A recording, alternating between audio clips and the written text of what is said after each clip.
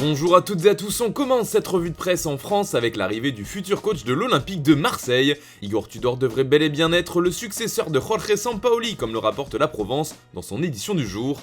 Il arrive selon le média local, qui précise que Tudor est attendu à Marseille ce lundi pour signer un contrat de 2 ans avec l'OM. Quelques jours seulement après le départ de leur coach, les Phocéens ont donc déjà trouvé son remplaçant. Son arrivée fait également les gros titres de l'équipe ce dimanche qui fait dans le jeu de mots « Tudor fait de beaux rêves », s'amuse le journal, car pour ce jeune entraîneur de 44 ans, ancien joueur pro des années 2000, l'OM sera une étape importante de sa carrière. On file en Italie maintenant avec du mercato mais côté joueur, et c'est de nouveau l'avenir de Paulo Dybala qui fait toujours autant réagir dans la presse transalpine. Il est en une du Corriere dello Sport ce dimanche car même le Napoli l'appelle d'après le quotidien. Hier déjà on apprenait que l'AC Milan entrait dans la danse et espérait shipper l'Argentin à son voisin l'Inter.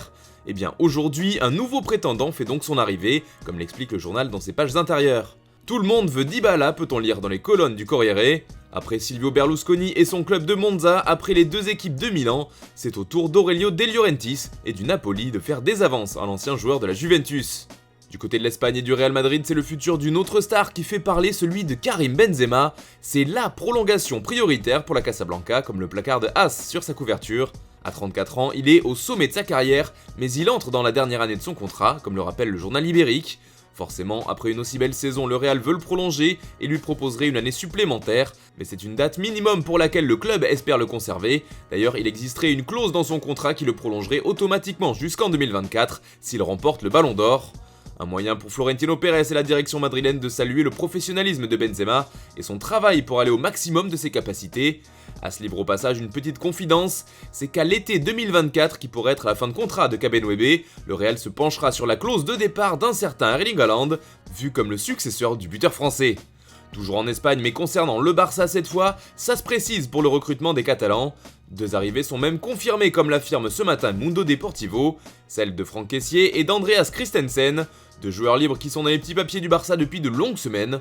Il faut dire que le président Joan Laporta s'est confié sur ces dossiers qui devraient être officialisés dans la semaine, c'est ce que rapporte l'Esportiu. Laporta a aussi évoqué le désir de Rafinha de venir au Barça et son souhait de retenir par tous les moyens Frenkie de Jong. Pour finir avec les joueurs Blaugrana, Ousmane Dembélé est en une de Sport ce dimanche, d'après le journal, les positions entre le club et le joueur n'ont jamais été aussi proches et il pourrait bien signer une prolongation avec les Catalans pour 2 saisons supplémentaires. En Angleterre maintenant, c'est la bombe du moment, une information révélée par The Times hier soir, Cristiano Ronaldo a demandé à Manchester United de le laisser partir. Plus précisément, le Portugais aurait fait la requête aux Red Devils d'écouter les offres le concernant et de les accepter si elles étaient jugées suffisantes.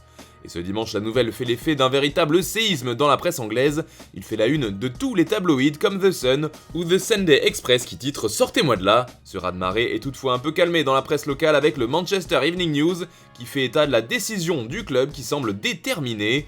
Il n'est pas à vendre, affirme le quotidien, et il ne sera pas vendu, même s'il veut partir.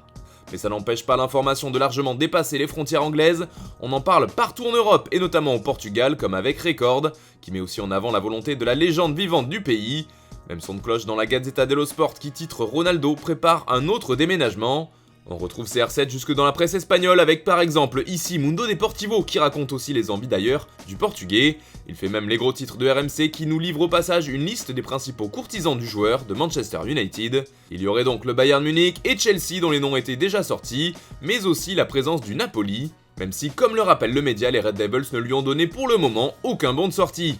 Voilà, c'est tout pour ce matin, on se retrouve cet après-midi avec le JT Foot Mercato du dimanche, et demain pour une nouvelle revue de presse. Bonne journée à tous.